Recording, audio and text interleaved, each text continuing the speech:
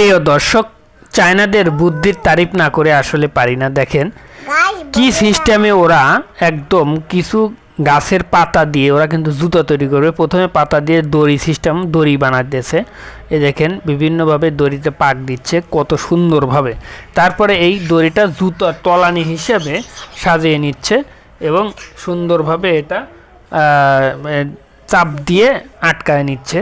দেখেন কত সুন্দরভাবে নিচের যে জুতার তলানি আছে সেই সিস্টেমে আগে বানায় নিচ্ছে, তারপরে এটা চাপ দিয়ে আটকা নিচ্ছে। এরপরে এখানে দেখেন কাপড়, সাদা কাপড় ওরা পিস পিস করে কাটবে।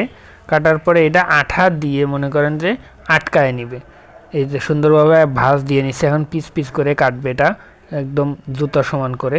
তারপরে এই যে আঠা গোলাচ্ছে, এই আঠাগুলো দিয়ে জুতা এই যে চারিদিক দিয়ে পেঁচায় দিচ্ছে। দেখেন কত সুন্দরভাবে। এই যে তারপরে উপরে একটা অংশ দিয়ে তার উপরে আবার দুইটা জুতার অংশ দিয়ে আর ওই যে দড়ি বানাইলো এটা মাঝখানে দিয়ে এখন সেলাই করে নিচ্ছে।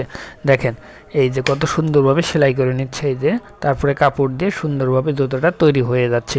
এখনও কিন্তু শেষ হয়নি, আরও কি কী দিয়ে বানায় সেটা আমরা দেখাবো। পুরো ভিডিওটা দেখতে থাকুন। পুরো ভিডিও দেখলেই বুঝতে পারবেন যে আসলে চায়নারা কি দিয়ে জুতো বানায়। এখানে দেখেন কেটে নিচ্ছে, কেটে দেখাচ্ছে যে এটা আসলে কত মজবুত, কি পরিমাণে শক্ত হয়ে থাকে এই জুতোগুলো। দেখেন কত সুন্দরভাবে বানাইছে, একদম সফট, একদম সুন্দরভাবে তৈরি করছে। কিন্তু এখন দেখেন যে খাজুরের ডালের সাথে এক ধরনের আঁশ থাকে, এই আঁশটা ছাড়ায় নিয়ে আসছে, ছোটো ছোটো করে কেটে জুতোর মাপে এটা কেটে নেবে। এই যে দেখেন জুতোর মাপে কেটে নিয়ে সেলাই দিয়ে নিয়েছে। তারপরে যে আঠা দিয়ে কাপড়গুলো আঠা দিয়ে কেটে রোদ্রে শুকাতে দিচ্ছে এবং শুকানোর পরে এগুলো উঠায় নিচ্ছে। উঠায় নেওয়ার পরে এই যে এখন কিন্তু পিস পিস করে কেটে নিয়েছে। এই যে আঠা দিয়ে এবং জুতোর তলানির সাথে এই যে আটকায় নিবে। এই যে এটা দিচ্ছে এবং ধীরে ধীরে এই যে সুন্দরভাবে এর উপর তলানির উপর এটা দিয়ে দিচ্ছে এবং এটা চাপ দিয়ে শক্ত করে চাপ দিয়ে এটা আটকায় নিবে যেন এটা মজবুত হয়।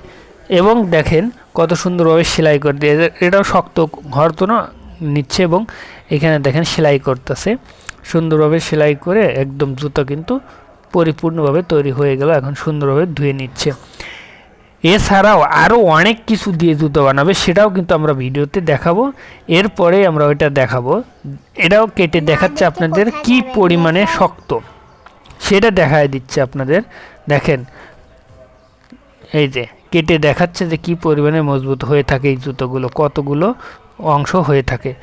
এই যে দেখায় দিচ্ছে সব কিছু বিস্তারিত। তারপরে দেখেন এই ফলটা সবাই চেনেন, অনেকেই ধুন্দল বলে, অনেকে পোল্লা বলে, বিভিন্ন এলাকায় বিভিন্ন বলে। এর ভিতরে যে আঁশ থাকে, এটা ধুন্দল যখন মানে একদম বুড়ো হয়ে যায় তখন এই আঁশগুলো ছেড়াইয়ে ভিতরে বিচিগুলো বের করে আঁশ দিয়ে জুতার তলানির মাপ দিয়ে কেটে সুন্দরভাবে সেলাই করে নিচ্ছে। তারপরে যা আবার ওই আগের মতো কাপড়গুলো টুকরো টুকরো করে কেটে নিচ্ছে এবং আঠা দিয়ে সুন্দরভাবে এগুলো পেঁচিয়ে দিচ্ছে।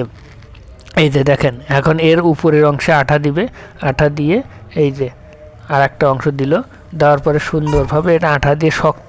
তো এরকম সুন্দর সুন্দর ভিডিও পেতে আমাদের চ্যানেলটা অবশ্যই সাবস্ক্রাইব করবেন এবং ভিডিও লাইক করবেন, শেয়ার